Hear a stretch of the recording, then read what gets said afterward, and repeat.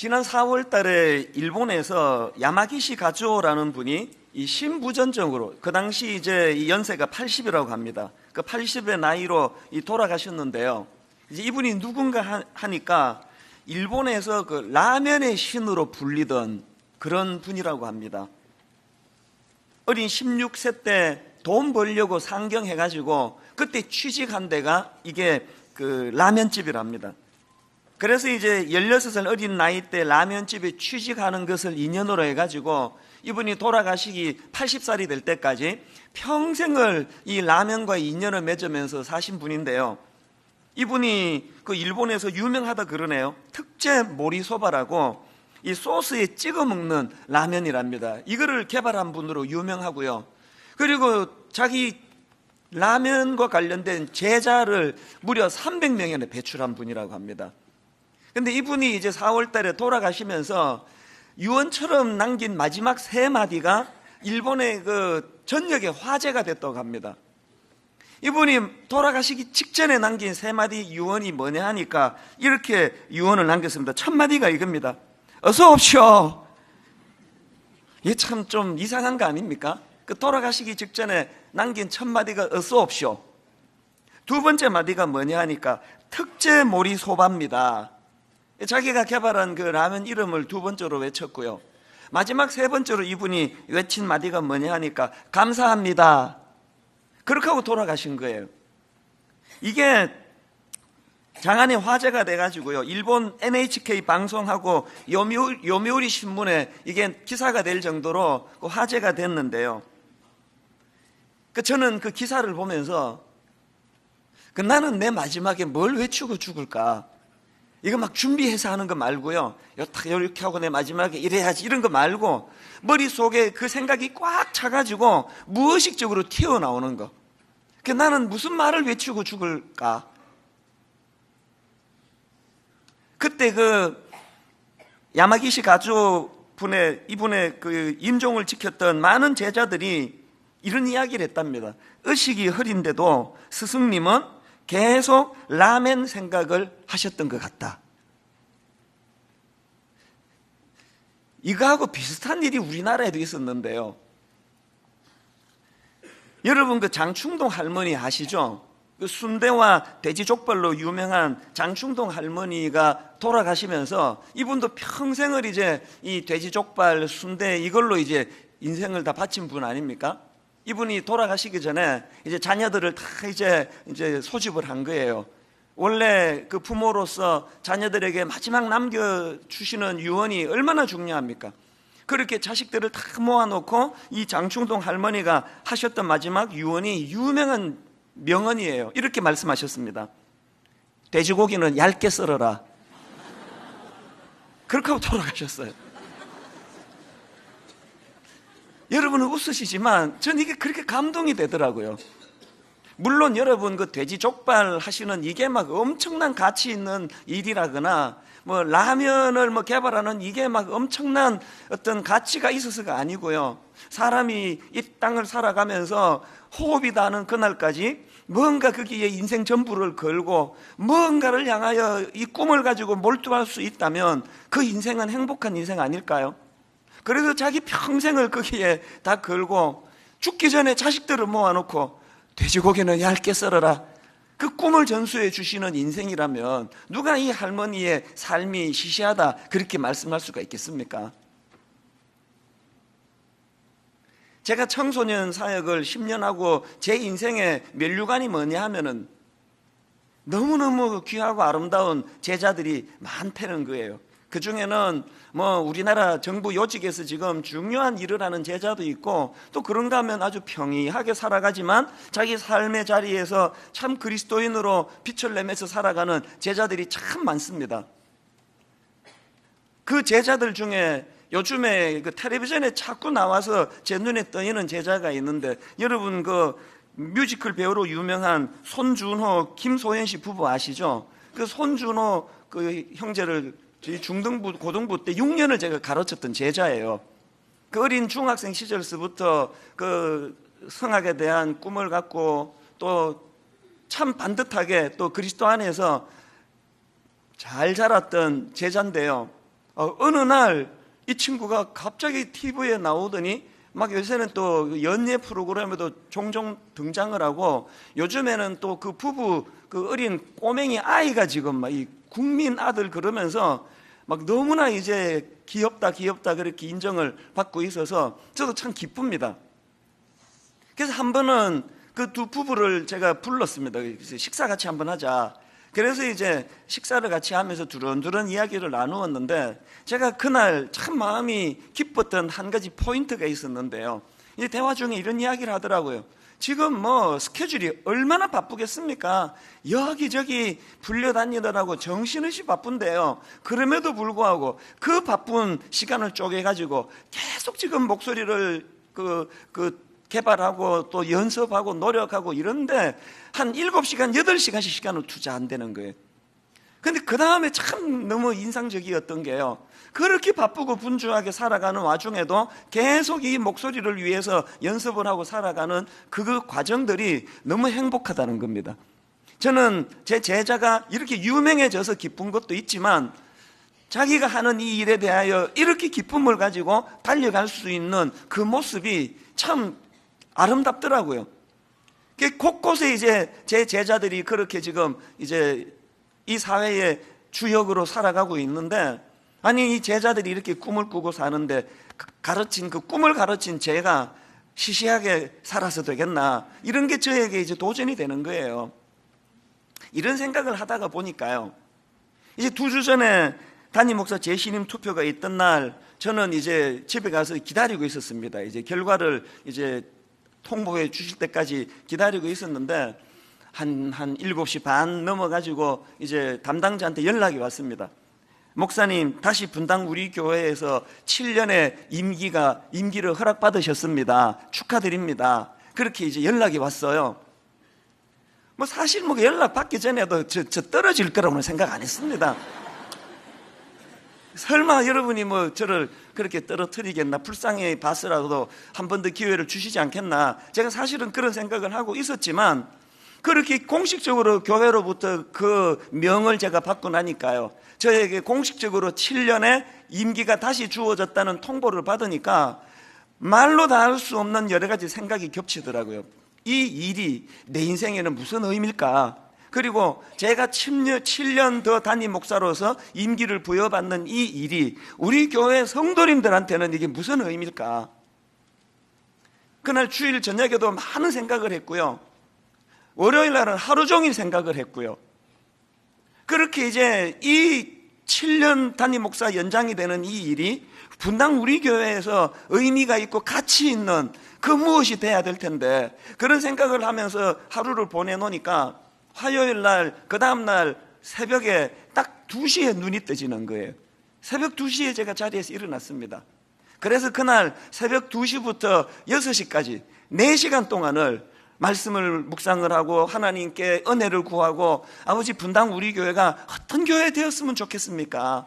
그렇게 기도하는 시간을 가졌는데, 그 새벽에 하나님께서 참 감사하게도 저에게 아둘람 공동체의 꿈을 주신 거예요. 이 아둘람 공동체에 대해서는 제가 몇 번 설교를 한 적이 있는데요, 사무엘상 22장이 배경이거든요. 지금 다윗이 사울 왕의 살해 위협을 피해가지고 도망가다 이제 동굴로까지 숨어 들어간 거, 이 막장이에요.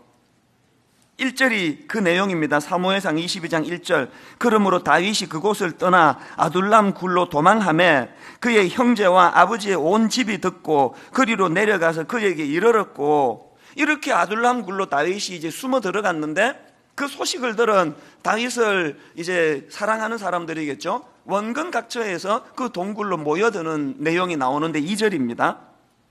환난당한 모든 자와 빚진 모든 자와 마음이 원통한 자가 다 그에게로 모였고, 그는 그들의 우두머리가 되었는데 그와 함께한 자가 400명 가량이었더라. 어떤 상황인지 아시겠죠? 근데 여러분, 이렇게 동굴로 숨어 들어온 다윗을 따라온 400여 명의 이 사람들이 어떤 의미를 가지고 있냐면, 많은 역사학자들이 그렇게 얘기합니다. 이 아둘람 동굴에 모여든 이 400명들 안에서 이제 장차 다윗이 왕이 되고 다윗 왕국을 이룰 때 곳곳에서 다윗과 더불어 그 시대를 열어나가고 시대와 민족을 위하여 일한 인물들이 배출된 데가 이게 아둘람 동굴이라는 거예요. 그래서 아둘람 동굴에 대한 의미가 굉장히 깊은데요, 제가 이제 이 말씀을 이렇게 묵상을 하다가 하나님이 묘사하시는 아둘람 동굴에서 특징 하나를 발견했습니다. 그게 뭐냐 하니까 2절을 다시 한번 보십시오. 환난당한 모든 자와 빚진 모든 자와 마음이 원통한 자가 다 그에게로 모였고, 지금 왜 하나님께서는 그 다음 세대를 책임질 인물들이 배출된 아둘람 공동체를 묘사하면서 왜 이 내용들을 여기다가 강조를 했을까요? 무슨 뜻입니까? 거기 모여든 사람들이 너무너무 유능하고 똑똑하고 처음부터 막 대단한 인물들이어서 그 시대와 민족을 책임진 게 아니고, 그 사람들은 상처가 많고 아픔이 많고 울분이 많고, 요즘으로 치면은 요새 을이다 갑이다 을이다 이런 이야기들을 하지만요, 그 을에 해당되는 사람들 아닙니까? 오합지졸 같은 사람들. 왜 성경이 이걸 여기다 강조를 했을까요? 그날 새벽에 하나님이 제게 주신 꿈이 뭐냐, 분당 우리 교회가 아둘람 동굴, 아둘람 공동체 같은 교회가 되기를 원한다는 거예요. 그러면은 뭐가 조건이 두 가지가 충족이 돼야 되는 거 아닙니까? 분당 우리 교회는 막 전국에서 유능한 사람만 뽑아서 등록시키고 유능한 애들만 등록시키고 처음부터 대단한 집단으로서 모여있는 교회가 아니라, 이 교회는 세상적으로 그렇게 눈에 띄는 거 별로 없고 그저 평범하게 짝이 없고 상처 많은 사람들, 아픔이 많은 사람들, 사연이 많은 사람들, 그런 사람들이 모여야 이게 아둘람 동굴 되는 거 아닙니까? 제가 그 화요일 새벽에 너무 감사했던 게요, 13년 전에 교회를 개척할 때 참 놀랍게도 신기하게도 분당 우리 교회에 막 상처받은 분들이 너무 많이 모이는 거예요. 특별히 교회에서 상처를 받아가지고 막 교회를 떠난 지 10년이 됐다 그러시고, 막 교회를 떠난 지 막 5년, 6년 이런 분들이 이제 막 여기저기서 모여드신 거예요. 그래서 제 초기 설교를 보면 그 상처에 대한 설교가 참 많습니다. 그리고 지난 13년 동안 하나님이 그 상처를 어떻게 싸매어 주시고 그 가정을 어떻게 치료해 주시고 어떻게 회복해 주셨는지 여기저기서 많은 일들이 일어났거든요. 하나님은 분당 우리 교회 담임 목사가 막 전국에서 목회 제일 잘하는 유능한 목사고, 막 그 구성원들도 장로님들도 막 권사님들도 이 뭐 대단한 그 무엇을 가지고 있는 그런 분들이 모인 교회가 되기를 원하는 게 아니고, 그저 아픔이 많고 상처가 많고 인생의 위기를 겪고 우울증이 오고 불면으로 고통을 당하고 이런저런 아픔을 가진 성도들이 모여들었지만, 그곳에서 치유를 받고 잃어버린 꿈을 회복하고, 그래서 그 다음 세대를 책임지는 인물들이 배출되는 그런 교회로서 분당 우리 교회가 아둘람 공동체 같은 교회가 되면 좋겠다는 거예요. 그래서 제가 새벽에 참 은혜를 많이 받았습니다.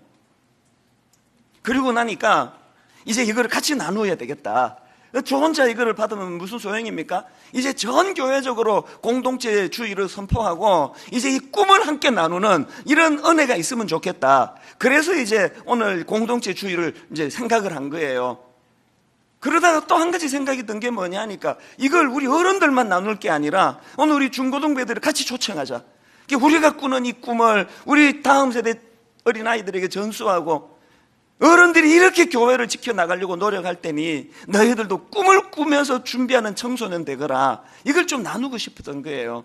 그래서 1부부터 5부까지 지금 중고등부 학생들이 나와서 찬양도 함께 동참하고 인도를 하고 앞쪽에 지금 포진하고 앉아가지고 예배를 같이 드리는 거 아닙니까?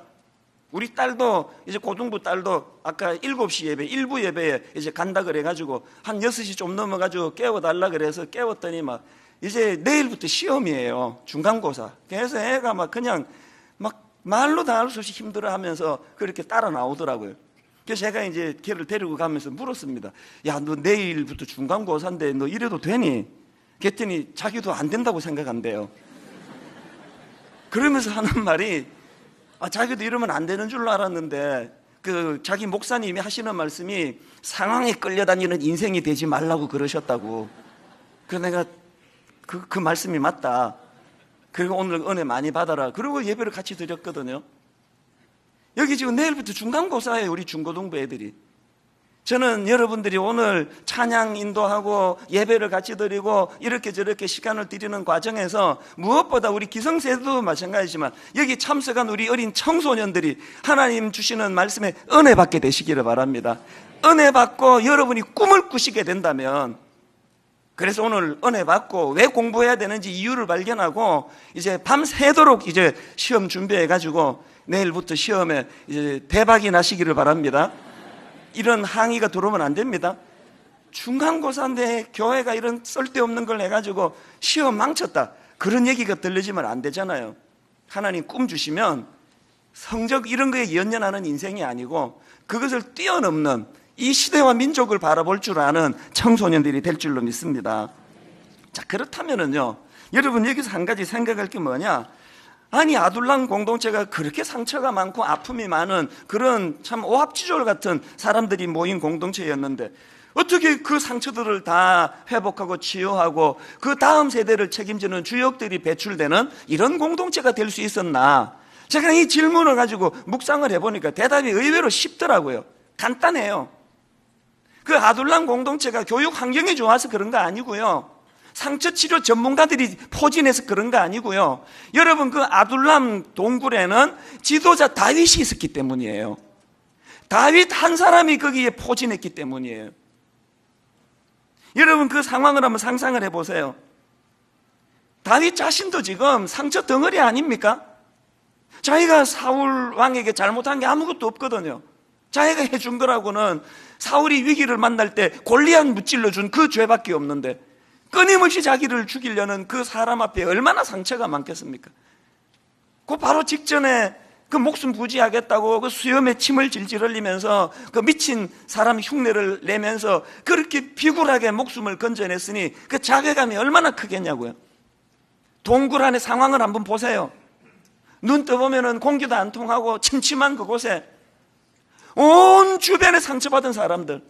여러분, 상처받은 사람이 왜 위험한가 하면요, 상처받은 그 사람이 상처를 줘요. 여러분이 누구에게 상처를 많이 받았지 않습니까? 여러분이 정말 조심하지 않으면요, 고무게만큼 누군가에게 상처를 줄 수밖에 없는 게 상처받은 사람이에요. 저는 목회하면서요, 정말 이를 악물고 몸부림치는 게 뭔지 아십니까? 어떤 경우라도 상처받지 말자. 제가 상처를 받으면은요, 이 강단에서 이 마이크를 통해서 흘러 넘치는 메시지가 상처를 던져주기 때문에 이 너무너무 위험한 거 아닙니까? 그래서 누가 제게 상처를 주든지 간에 상처받지 않기. 내가 해보니까요, 여러분 이게 되더라고요. 여러분은 왜 누가 상처 준다고 꼬박꼬박 다 받아 챙기세요? 준다고 받지 마세요. 안 받으니까 되더라고요. 여러분, 이 교인이 이렇게 많은데 제게 상처 주는 사람이 없겠습니까? 하루가 멀다 하고 상처 주러 오세요. 안 받으니까 되더라고. 안 받으니까 다 갖고 가더라고요. 상처 안 받으려고 몸부림을 쳐야 돼요. 내가 상처를 받으면 내 자식들에게 그 상처가 흘러가요. 여러분, 내가 상처를 받으면 내 아들, 딸은 물론이고 가장 사랑하는 내 배우자, 남편에게, 아내에게 이 상처를 주게 되거든요. 저는 그런 면에서 다윗이 너무 위대한 거예요. 다윗은 그렇게 상처받을 수밖에 없는 상황에서도 그는 상처받지 않았습니다. 그 비결이 뭔지 아십니까? 하나님 주시는 꿈. 그래서 여러분, 우리가 잘 알고 있는 시편 57편, 이 말씀은요, 다윗이 아둘람 굴에서 쓴 시예요. 다윗이 아둘람 굴에서 쓴 시를 한번 보시겠습니까? 시편 57편 6절부터 한번 보십시오. 다윗의 상황은 이렇게 묘사합니다. 그들이 내 걸음을 막으려고 그물을 준비하였으니 내 영혼이 억울하도다. 그들이 내 앞에 웅덩이를 팠으나 자기들이 그 중에 빠졌도다. 이게 다윗의 상황이에요. 그런데 여러분, 상처받지 않는 다윗 7절부터 보십시오. 그런 상황에서도 하나님이여, 내 마음이 확정되었고 내 마음이 확정되었사오니 내가 노래하고 내가 찬송하리이다. 내 영광아 깰지어다. 비파야 수금아 깰지어다. 내가 새벽을 깨우리로다. 상처 많고요, 꿈 없고요, 하루하루를 그냥 그렇게 살아가는 사람은요, 새벽에 자기를 깨워요. 하나님 주신 꿈으로 무장된 사람은 자기가 새벽을 깨워요. 저는요, 이 말씀이 뭔지 너무 잘 압니다. 저도 그저 매너리즘에 빠져가지고 그렇게 목회를 할 때는 새벽에 저를 깨워요. 그러나 여러분, 지난 화요일 같은 경우 하나님 주시는 꿈, 이 7년을 하나님이 꿈을 주셔서 목회하기를 바라며 가슴이 벅차오르면은 제가 새벽을 깨워요. 그날 알람 맞춘 거 아니거든요. 새벽 2시에 눈이 뜨시는 거예요. 제가 새벽을 깨운 거예요. 다윗이 아둘람 동굴에서 문제를 찾아내자면요, 이 동굴을 떠나야 하는 이유 100가지도 더 적을 거예요. 그러나 다윗은 거기에 무너지질 않고 다윗의 시선은 어디로 향했느냐? 그럼에도 불구하고 하나님 주시는 꿈. 분당 우리 교회가 이것도 문제고 저것도 문제고 이거 잡아내자 그러면요 100가지도 더 나옵니다. 그러나 우리의 시선이 우리가 갖고 있는 어떤 약점에만 함몰돼 가지고, 성도들은 그렇게 해도 돼요. 지도자는 그러면 안 됩니다. 여러분의 가정을요 당장 이혼해야 할 이유, 이 여자랑 이 남자랑은 절대로 살 수 없는 이유를 100가지 적어내라 그러면 지금 바로 100가지 적어내실 거예요. 신혼만 빼고. 그러나 여러분, 그럼에도 불구하고 우리 부부가 손을 맞잡고 이 가정을 하나님 앞으로 세워드려야 되는 이유가 있다면, 하나님은 그 가정 안에 다윗처럼 부모가 꿈을 바라보면서 그 꿈을 전수해 주는 곳이 가정이기 때문이에요. 이런 생각을 하면서 제가 많은 생각을 했는데요. 자, 그렇다면 중요한 질문이 뭐냐? 그럼 다윗은 어떻게 그런 놀라운 지도자로 환경과 상황과 상처를 뛰어넘는 꿈을 가진 지도자가 되었나? 여러분 어떻게 생각하십니까? 선천적으로 다윗이 그런 성품을 가지고 태어났다, 뭐 그럴 수도 있겠죠. 또 하나님이 이유를 알 수 없는 은혜를 주셔서 그렇다, 그것도 이유가 되겠죠. 그런데 여러분, 제가 지난 화요일 날 분당 우리 교회가 다윗이 지도하는 아둘람 공동체 같은 교회가 되기를 꿈꾸면서 말씀을 묵상하다가 보니까 하나님 앞에서 제가 놀라운 한 가지를 발견을 했는데요. 다윗이 그런 놀라운 지도자가 될 수 있었던 것은, 그게 사무엘상 22장에서 일이라면 아둘람 공동체가, 사무엘상 19장 바로 그 앞에서 다윗이 경험한 공동체가 하나 있습니다. 자, 사무엘상 19장 18절 한번 보시겠습니까? 다윗이 도피하여 라마로 가서 사무엘에게로 나아가서 사울이 자기에게 행한 일을 다 전하였고, 다윗과 사무엘이 나요스로 가서 살았더라. 여러분, 여기 나오는 이 라마라는 이건 그 지명이에요. 이 라마는 사무엘의 출생지예요. 자기 고향이에요.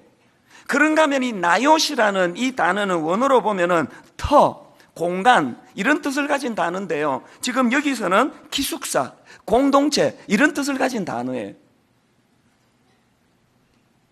어떤 내용인지 짐작이 가지 않습니까? 사무엘은 사울 왕이 타락하니까, 지도자 왕이 타락하고 나니까 이제 그와 결별하고 이제 고향으로 내려갑니다. 사무엘이 고향으로 내려가 가지고 거기서 이제 공동체를 세우는 거예요. 인물을 키워내는, 사람을 만들어내는. 저는 이 대목이 그 화요일 새벽에 저에게 주신 준엄한 하나님의 사명이었습니다. 사무엘이 그 당시 정치적인 상황으로 많은 사람들이 그를 민족의 지도자로 떠받들고 그를 왕 삼기를 원하는 많은 백성들이 있었고, 자기가 마음만 먹으면 킹 메이커가 아니고 자기가 킹이 될 수 있는 그 상황에서도 그 자리를 탐하지 않고 고향으로 내려가 사람을 키워내는 이 말씀을 하나님이 저에게 주시면서, 내가 오늘 공개적으로 여러분에게 약속드리는 게 뭐냐? 여러분, 이 교회 7년 사역하는 동안에 제가 왕 되려는 시도, 제가 유명해지고 제가 주인공 되고 제가 뭔가를 저 스스로를 드러내는 그런 담임 목사가 아니라, 사무엘처럼 자기가 드러나기 위해 애쓰는 지도자가 아니라, 라마 나옳, 라마 공동체에서 인물 다윗을 배출한 사무엘처럼 분당 우리 교회가 제가 다음 세대 다윗을 길러내는 교회 되기를 주님 이름으로 약속을 드립니다. 분당 우리 교회 안에 제가 주인공이 되는 것이 아니라, 담임 목사가 주인공이 되는 것이 아니라, 오늘 여기 우리 어린 중고등부 학생들을 위시해서 청년대학부 곳곳에 혼미한 이 시대에 다윗과 같은 인물들이 배출되기를 바랍니다. 여러분, 우리 시대에 지도자가 얼마나 목말라 필요합니까? 오늘 여기에 우리 청소년들, 우리 젊은이들 가운데 다음 세대를 책임질 영적인 지도자가 배출되기를 바랍니다. 한경직 목사님, 옥하는 목사님, 그 맥을 잇는 위대한 영적 지도자가 배출되기를 바랍니다. 우리 교회 안에 혼미한 이 시대를 인도할 정치적인 지도자가 배출되기 원합니다. 하나님 허락하시면 대통령도 나왔으면 좋겠어요. 자기를 위하고 자기 당을 위하는 그런 대통령 말고 정말 이 시대와 민족을 위하여 몸을 불사를 수 있는, 그런가 하면은 이곳에서 참 근실한 아름다운 기업가들이 많이 나오게 되기를 바랍니다. 젊은이들의 고용을 창출하고 부탁하는데요, 다음 세대한테 미루지 말고 이 사업하시는 분 10명으로 나는 회사 충분히 운영한다, 할 수 있다. 100명 종업원으로 나는 회사 충분히 운영한다 하더라도 젊은이들이 지금 직장을 못 구해 저렇게 고통하고 있다면 10명만으로 나 회사 운영할 수 있지만 내 좀 덜 쓰고 2명 더 뽑아야 되겠다. 100명으로 회사가 운영되지만 수입 좀 줄더라도 10명 더 뽑아야 되겠다.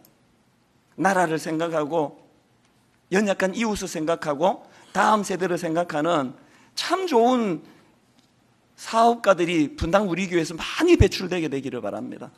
이런저런 꿈을 하나님 앞에 꾸는데요, 제 마음에 든 생각이 뭐냐 하니까, 자, 그렇다면은 여러분, 분당 우리 교회가 이 라마 공동체가 되기 위해서, 또 여러분의 각 가정이 라마 공동체가 되기 위해서 갖추어야 될 2가지 구비 조건이 있습니다. 이걸 놓고 기도하셔야 돼요. 자, 첫째로 분당 우리 교회가 라마 공동체 되기 위해서 뭘 구비해야 되느냐? 여러분, 거기에 지도자 사무엘이 있어야 한다는 겁니다. 그러고 보니까 19장 18절에서 다윗이 라마 공동체로 내려간 것을 이런 식으로 표현합니다. 보십시오. 다윗이 도피하여 라마로 가서 사무엘에게로 나아가서, 이게 아둘람 공동체랑 같은 거 아닙니까? 그 동굴이 대단한 교육적 환경이어서가 아니고 그곳이 다윗이 지도자였기 때문에 인물이 배출됐다면, 다윗도 라마 나옅을 간 그것이 교육적으로 대단한 환경이어서가 아니라 거기에 지도자 사무엘이 있었기 때문이라는 거예요. 여러분, 분당 우리 교회가 정말 아름다운 라마 나옅 되기 위해서는 사무엘 같은 인물이 나와야 돼요. 너무너무 부족하지만 전 그 꿈을 꾸고 있습니다. 하나님, 제가 사무엘 같은 지도자 되게 해주세요. 그리고 여러분을 축복하며 이렇게 기도합니다. 하나님, 우리 교회 가정의 모든 가장들이 그 자녀들에게 사무엘 같은 인물 되기를 원합니다. 우리 시대는 어떻게 살았는지 몰라도 여러분 가정에 그 어머니가 사무엘 같다면, 그 아이가 사무엘 같은 자기 아버지를 만났기 때문에 그 아이가 다윗이 될 수만 있다면, 여러분, 이런 꿈 우리 기성세대가 꿔야 되는 거 아닙니까? 그런가 하면은 2번째로 우리 가정이, 분당 우리 교회가 라마 나옅, 라마 공동체가 되기 위해 하나 더 조건이 있는데요, 거기에 성령의 역사하심이 있어야 한다는 거예요. 제가 사무엘 19장에 나오는 이 라마 공동체에 묘사하는 걸 유심히 봤더니요, 지금 성경이 라마 공동체를 묘사하면서 그 공동체의 특징을 딱 하나밖에는 설명하지 않아요. 이걸 한번 설명을 드릴 텐데 한번 들어보시겠습니까? 우선 그 당시 정치적인 지도자였던 사울 왕하고 라마 나옅의 지도자였던 사무엘하고 지도자로서 2 사람의 결정적인 차이를 저는 성경이 피력하는 걸 발견했는데요. 자, 우선 사무엘상 19장 9절을 한번 보십시오. 사울이 손에 단창을 가지고 그의 집에 앉았을 때에 여호와께서 부리시는 악령이 사울에게 접하였으므로, 이게 지금 정치 지도자 사울의 모습이에요. 여기에 반해서 사무엘 20절입니다. 사울이 다윗을 잡으러 전령들을 보냈더니 그들이 선지자 무리가 예언하는 것과 사무엘이 그들의 수령으로 선 것을 볼 때에, 그 다음 보세요. 하나님의 영이 사울의 전령들에게 임하매 그들도 예언을 한지라. 지금 2 지도자, 정치 지도자인 사울 왕하고 라마 나옅 지도자인 사무엘의 특징을 각각 어떻게 지금 피력합니까? 사울은 모든 정치적인 권력, 조직, 돈, 모든 걸 다 갖추었지만 그에게는 성령의 역사가 없었습니다.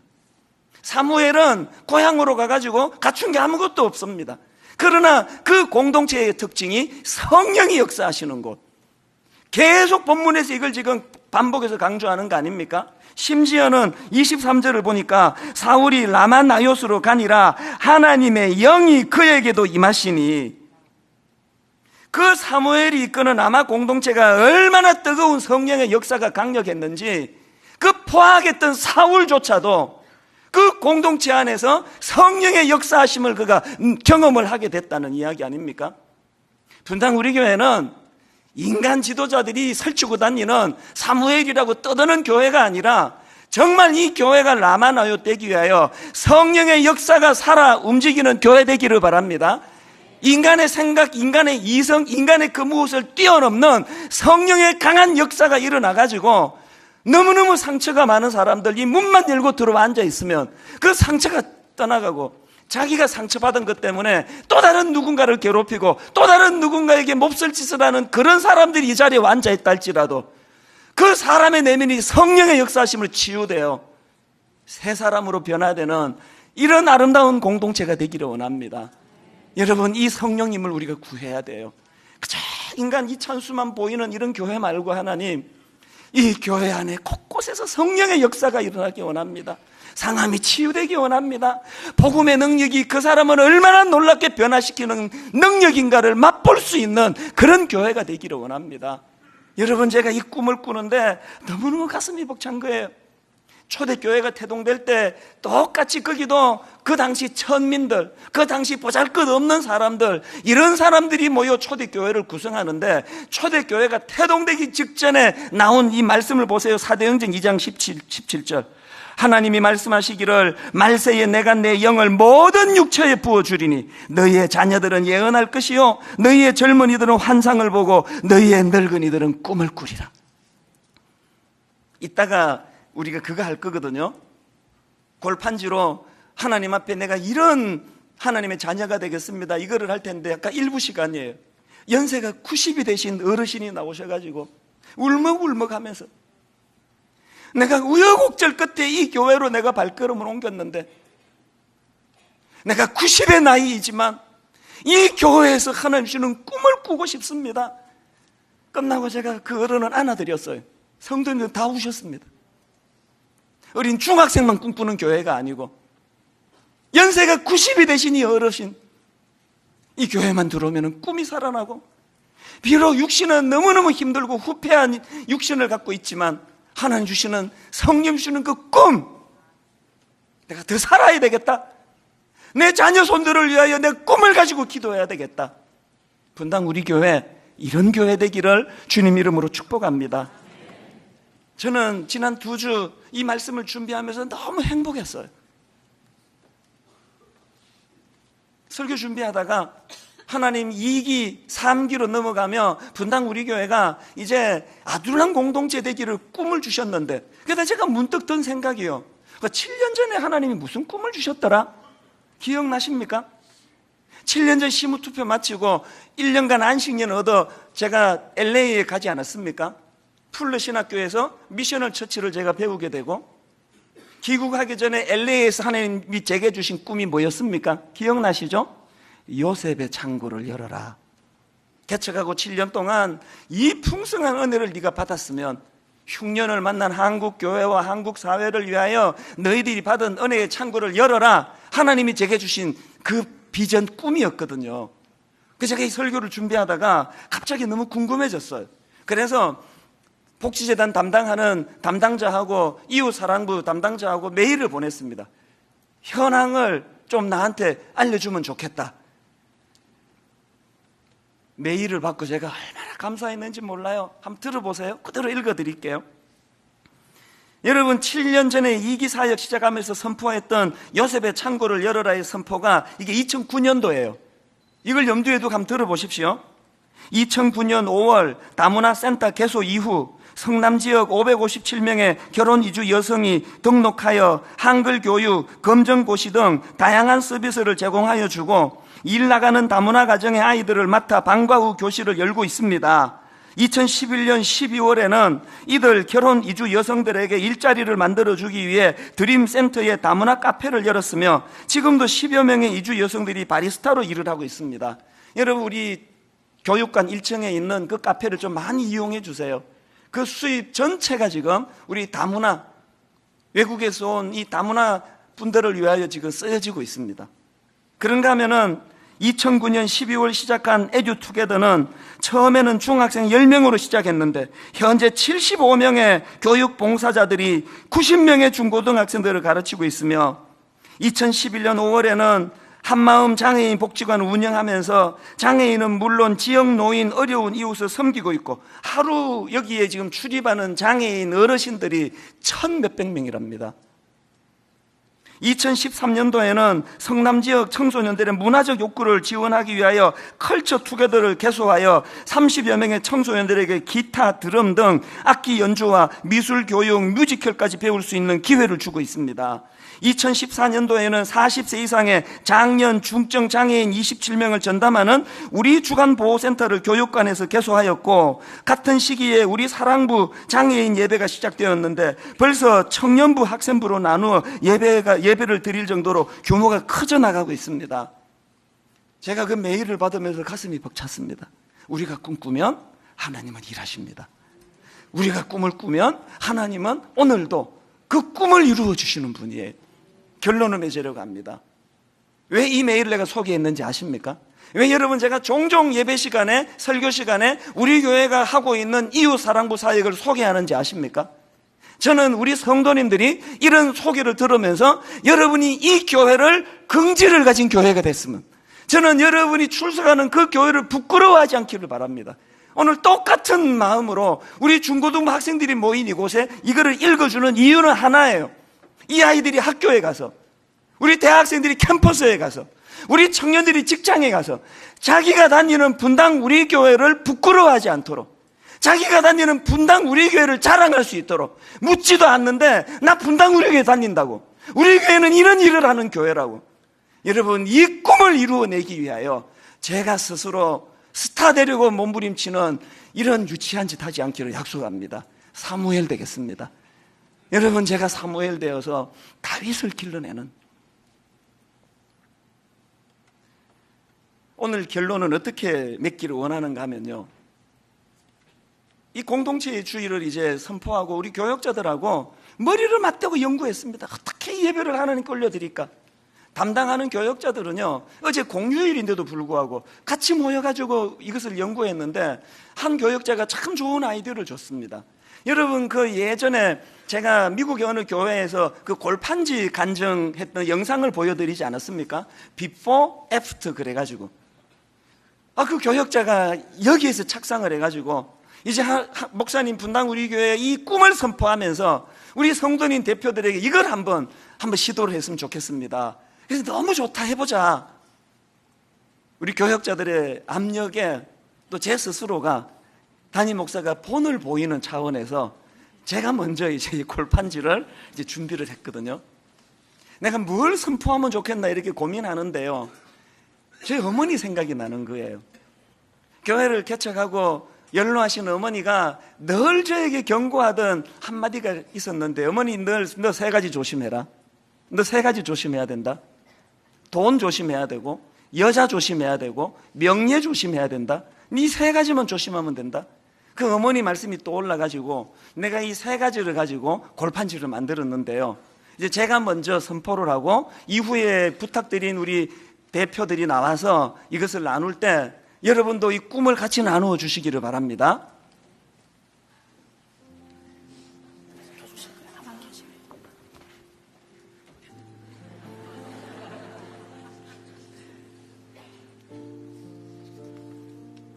제가 이 어머니의 마음을 3가지를 이렇게 표현하기 원합니다. 물질의 노예가 되지 않고, 성적으로 무너지지 않고, 하나님 자리를 탐하지 않는 목사가 되어, 그래서 자라나는 다음 세대에게 긍지와 자부심을 물려주는 목회자가 되겠습니다. 주님 앞에 약속을 드립니다.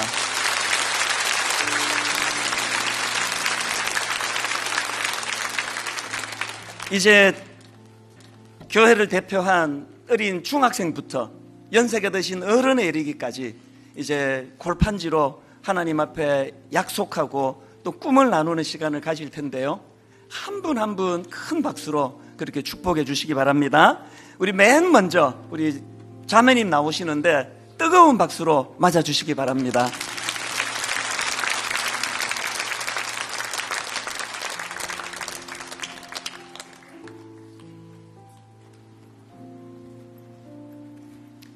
우울증으로 고통받던 나의 삶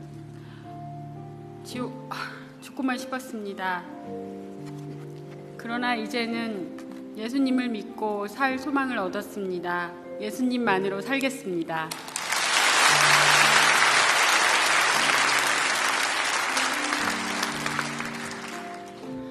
높은 등급의 성적만을 위해서 공부했습니다. 그러나 이제는 낮은 자리에 있는 이웃들을 돌아보기 위해서 공부합니다.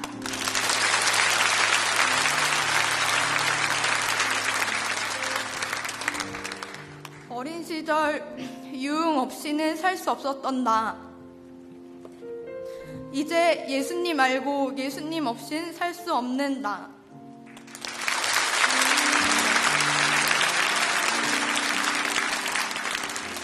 전에는 루저, 외톨이, 센 척하는 겁쟁이였습니다. 이제는 예수 안에서 내면이 강한 청소년입니다.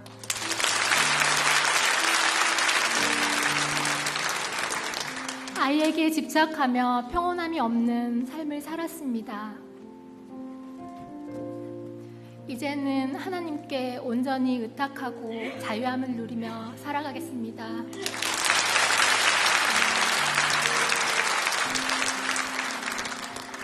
부모님께 대들며 방문을 꽝 3개 닫았던 나였습니다.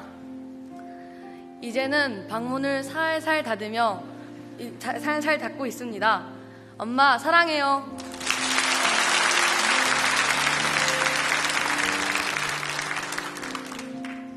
세상의 가치와 이단으로 옳은 길을 몰라 방황하였습니다. 이제는 하나님의 절대 기준으로 방향을 맡기며 나아가고 있습니다.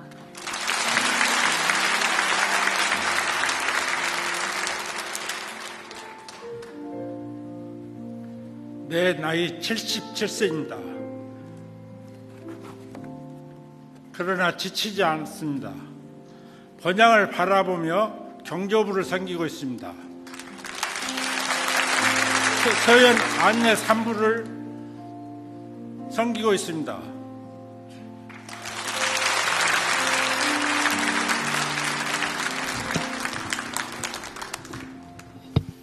우리 어린 중고등학교 학생으로부터 70 어르신에 이르기까지 하나님 주시는 꿈 가지고 아름다운 공동체를 세워나가는 고백을 하셨는데요. 사실은 여기 모든 분들이 다 골판지를 가지고 다 선언하기를 원하는데 시간이 없습니다. 그래서 여러분 이제 집으로 가셔서 한번 작성해 보세요. 아버지, 내가 주시는 꿈을 가지고 before, after, 이후로 내가 이런 삶을 살겠습니다. 그래서 이제 오늘 모든 우리 성도님들이 하나님 앞에 그것을 입술로 선포하기를 원하는데요. 두 번으로 나누었습니다. 먼저 우리 기성세대들, 부모님 세대들 다 자리에서 일어나 주시기를 바랍니다. 우리 부모님들 세대가 먼저 자리에 일어나 하나님 이 소중한 교회를 지켜나가며 하나님 주시는 이런 꿈을 가지고 달려가기를 원합니다. 부모 세대 공동체의 다진 분, 제가 우리는 이라고 선창을 할 때 모든 우리 부모 세대가 큰 소리로 그렇게 선포해 주시기를 바랍니다. 화면을 보시면서 이렇게 선포합니다. 우리는 예수님의 핏값으로 사신 교회입니다. 우리는 희생과 기도로 세워진 한국교회입니다. 우리는 사랑과 신뢰로 이루어진 분당 우리 교회입니다. 우리는 사무엘과 같이 다음 세대를 준비하며 교회를 지켜나가겠습니다. 여기 참석한 자녀들 앞에 우리 어른들이 이 약속을 분명히 약속을 드리고 지킬 것을 주님 앞에 약속을 드립니다. 주님 이름으로 축복합니다. 진심으로 축복합니다. 이제 우리 어른들 자리에 앉아주시고요. 우리 중고등부 학생들, 청년대학부, 결혼하지 않은 우리 미혼 형제 자매들 다 자리에서 일어나 주시기를 바랍니다. 여러분 이런 마음을 가지세요. 어른들이 이렇게 교회를 지키기 위하여 애써주신다면 우리도 막 살지 않고 꿈 없이 살지 않고 우리도 하나님 앞에 꿈 가진 청소년 젊은이로 그렇게 살아가기를 하나님 앞에 약속합니다. 이런 마음을 가지고 여러분 중고등부 학생들 특히 그냥 교실에 갇혀가지고 너무나 힘없이 살고 있는데요, 오늘 그렇게 하지 않기 바랍니다. 큰 소리로 이제 여러분 자녀 세대를 대표하는 우리 앞에서 선창을 할 때 큰 소리로 여러분들이 그 다음을 외쳐주시기를 바랍니다. 화면을 보시면서 이렇게 진행해 주시기를 바랍니다. 자녀 세대 공동체 다짐문. 우리는 우리 교회의 다음 세대입니다. 우리는 사랑과 기도로 성장하는 한국교회의 미래입니다. 우리는 어두운 세상의 빛 대신 그리스도를 나타낼 교회입니다. 우리는 전과 같이 새로운 시대를 꿈꾸며 하나님의 나라를 세워가겠습니다. 진심으로 그렇게 되기를 주님 이름으로 축복합니다. 이제 여러분 예배를 어떻게 마무리하기를 원하는가 하면은요, 이 어린 세대, 다음 세대와 다른 세대가 아닌 다음 세대의 우리 자녀들과 기성세대인 우리 모두가 어우러져서, 그래서 삶의 자리에서 참 좋은 그리스도인 일꾼이 돼서 분당 우리 교회가 아둘람 공동체 같은 교회 되기를 소원하는데요, 이제 모두 다 자리에서 일어나셔서 한번 큰 소리로 선포하는데, 이제 이것을 선포하고 나면 이제 우리 찬양팀에서 찬양과 연결해서 이제 마무리할 텐데요, 이제 우리가 예배이기 때문에 이거를 준비를 못했지 않습니까? 이게 딱 이렇게 마음이 하나 돼가지고 이 타이밍을 맞추는 게 가장 중요하기 때문에 이제 한번 연습을 해보고 그 다음에 이제 우리 반주와 더불어서 진행을 하도록 하겠습니다. 저를 따라 이렇게 선포해 주시기 바랍니다. 교회를 교회되게, 교회를 교회되게, 교회를 교회답게, 교회를 교회답게, 교회를 교회되게, 교회를 교회되게, 교회를 교회답게, 교회를 교회답게. 이렇게 여러분이 선포하시면 끝나자마자 이제 반주가 나오면서 이제 하나님 앞에 찬양으로 이제 어우러질 텐데요, 이제 우리 마음을 하나님께 담아서 드리는 그런 시간을 갖기 원합니다. 준비되셨습니까? 이제 큰 소리로 선포하기 원합니다. 저를 따라 선포하십니다. 교회를 교회되게, 교회를 교회되게, 교회를 교회되게, 교회를 교회되게, 교회를 교회답게, 교회를 교회답게, 교회를 교회답게.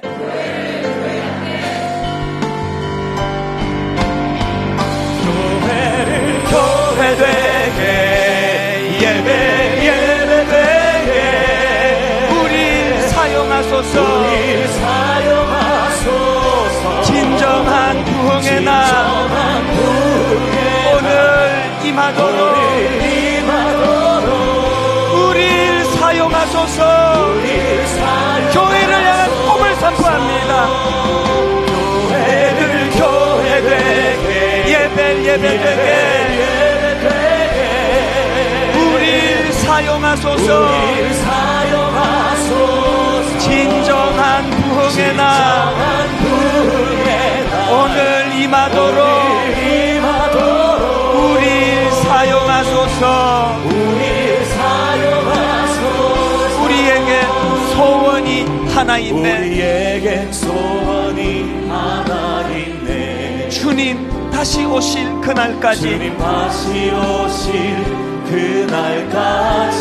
우리 가슴에 새긴 주의 십자가 사랑 진실로 고백합니다. 나의 교회를 사랑케 하네. 주의 교회를 향한 우리 마음, 여러분 이 마음이 선포되기 원합니다. 희생과 포기와 가난과 고난, 하물며 죽음조차 우리를 막을 수 없네. 우리 교회는 이 땅의 희망. 어떻게 이런 일이 가능합니까? 교회를 교회되게, 예배되게, 우리를 사용하소서. 진정한 부흥의 날 오늘 임하도록 우리를 사용하소서. 성령 안에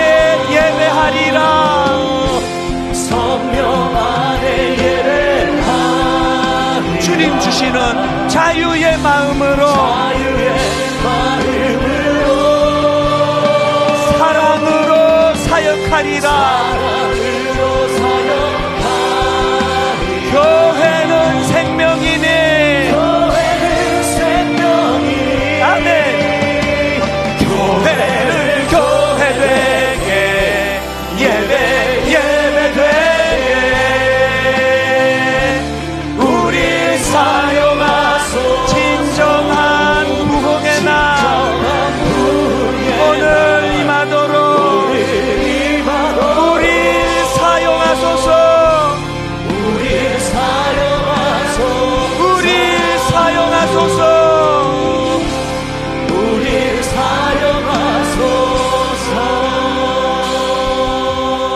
같이 기도하시겠습니다.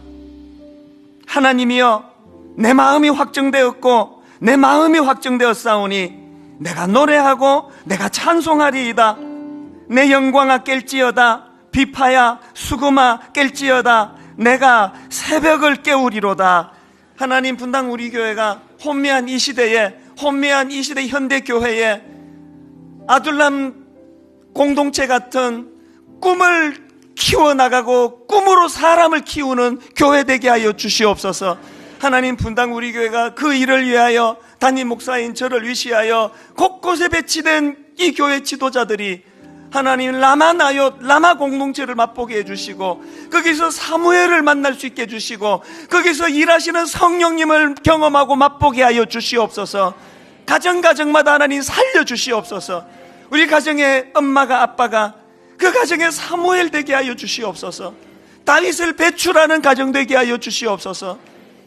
집안 환경이 부유하고 모든 것을 갖추어서 좋은 가정이 아니라 부모는 그저 보잘것없는 평범한 사람에 불과하지만 그 안에 성령님이 이끌어 주시기 때문에 날마다 상처가 치유되고 그 상처를 자녀들에게 물려주지 않고 하나님 주시는 꿈으로 치유받아 나가는 아름다운 믿음의 부모님이 있기에 그 가정이 좋은 가정이 되는 줄 믿습니다. 분당 우리 교회 그런 교회 되게 하여 주시옵소서.